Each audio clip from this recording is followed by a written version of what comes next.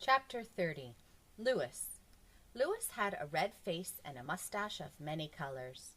He was the yard teacher at Wayside School. It was his job to see that the children didn't have too much fun during lunch and recess.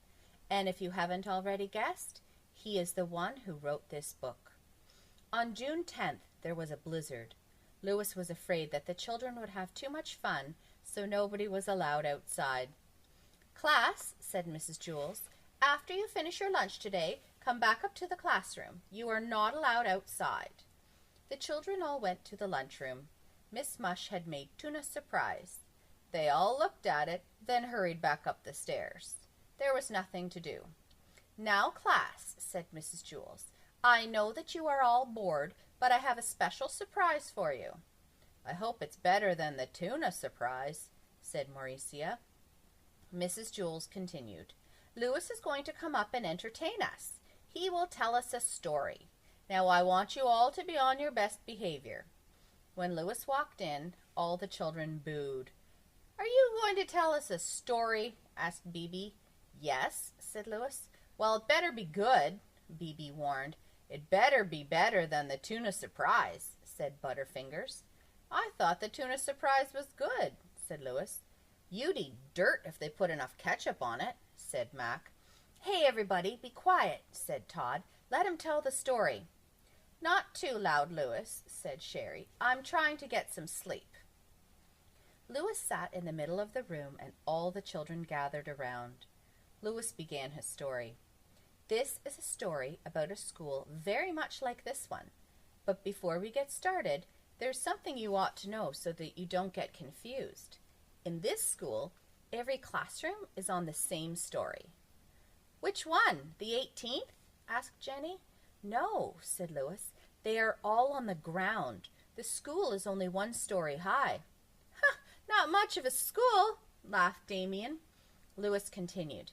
"Now you might think the children there are strange and silly. That is probably true. However, when I told them stories about you, they thought that you were strange and silly." "Us?" the children answered. "How are we strange?" "I'm normal," said Stephen. "Aren't I?" "As normal as I am," Joe assured him. "The children at that school must be crazy," said Leslie. "Real Lulus," Mauricia agreed. "Tell us about them, Louis," Bebe demanded. "For one thing," Louis said, "none of these children has ever been turned into an apple." "That's silly," said Dee. "Everybody's been turned into an apple. It's part of growing up." Louis continued. "Dead rats don't walk into the classroom wearing raincoats." "Well, what do they wear? Tuxedos?" asked Todd. "And girls never try to sell their toes," Louis added. "Well, no wonder," said Leslie, "at today's prices." Louis continued. "They don't trade names or read upside down. They can't turn mosquito bites into numbers. They don't count the hair on their heads. The walls don't laugh, and 2 + 2 always equals 4.